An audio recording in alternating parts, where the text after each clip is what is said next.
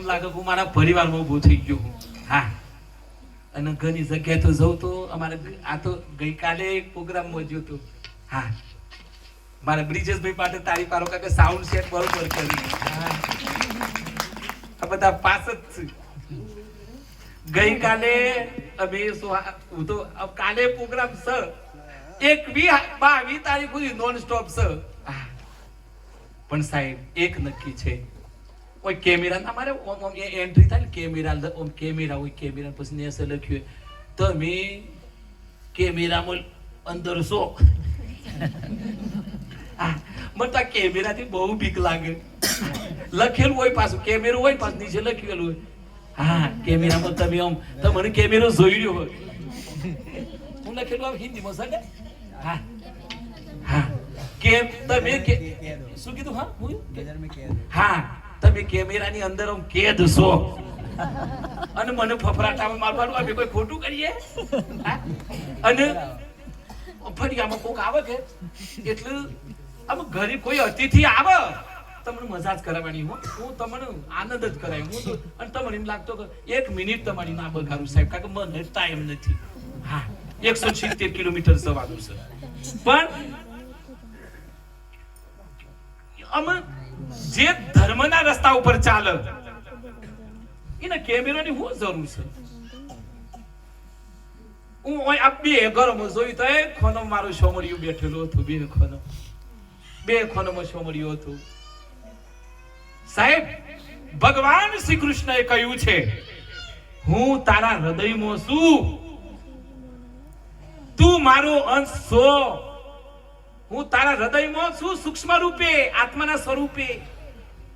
તને આખી ગીતા, શ્રીમદ ભગવદ ગીતા કહું છું. અને પછી ભગવાન સોમરિયાએ છેલ્લા શ્લોકમાં કીધું કે હે અર્જુન ઓભર આ 800 શ્લોક તને કીધા, પણ તારે રીતે તું જે કરવું હોય એ કર. ઘણા તો હું બોધી દી બધા તમે શું આજકાલના લોકો તમને બોધી દી, પણ મારો કૃષ્ણ પરમાત્મા છેલ્લા શ્લોકમાં કોઈને કીધું અર્જુન હું તને 800 શ્લોક કહું છું, હવે તારે જે કરવું એ કર. ભગવાન હાથી આપણે નક્કી જ કર્યું તું ગર્ભમાંથી કે હું લીમડી જે ઉતરી યાદ કરે, તારું ભજન કરે, હાહુ હાહરાની સેવા કરે, પતિનું તો આરતી ઉતારે, ઘરવાળીનું ફરવા લઈ જાય, કોકડીય બધું આમ કેટલું આપણે નક્કી કર્યું હોય, બધું નક્કી કર્યું હોય પણ બધો ફિયાસ્કો થઈ જાય. તમે વિચાર કરો. પણ એક વાત તો મારે તો કશું કેવું નથી, આનંદ તો કરાવણ, પણ આ કેમેરા વાળું તો જવા દો. પણ તમે આપણી અંદર બેઠેલો છો ને બધું જુઓ છો. મને તો એનો ડર છે, મને કોઈનો ડર જ નહીં, એક જ ભગવાન તારો ડર. અને સાહેબ ડર તો મારા સોમરિયાનો રાખવો પડે. અહીંયા યુવાનો બેઠા છે, દીકરા દીકરી બેઠી બેઠા આમ એક ડગલ તમે માતા પિતાને યાદ કરજો. મારા યુવાનિયા એક ડગલું આમ દુનિયામાં તમે ભરણ બેઠા તો માતા પિતાને યાદ કરજો. મારી માં કઈ રીતે મને ભણાવે છે, મારા પિતા મને કઈ રીતે ભણાવે છે, મારા માટે મારી દાદા દાદી શું કર્યું, મારી પેઢે શું કર્યું, અને મને ભણાવે છે તે હું સે બાજુ જઉં હું. તમારો ઇતિહાસ, તમે જે ઇતિહાસ ભૂલી જાનું રાહતાર બન્યું. આ 700 વર્ષ ગુલામી આ દેશે કરી. હું કા કરી ગુલામી? કયો ઇતિહાસ ભૂલી જાય એટલે. સંતો ઇતિહાસ કે તમે છત્રપતિ શિવાજી જેવા બનો, રાણા પ્રતાપ જેવા બનો, વીર સાવરકર જેવા બનો, તાત્કાલ ટોપે જેવા બનો, આદરણીય નરેન્દ્રભાઈ મોદી જેવા બનો, રામ જેવા બનો, કૃષ્ણ જેવા બનો, ધ્રુવ જેવા બનો, પ્રહલાદ જેવા બનો, નચિકેતા જેવા બનો.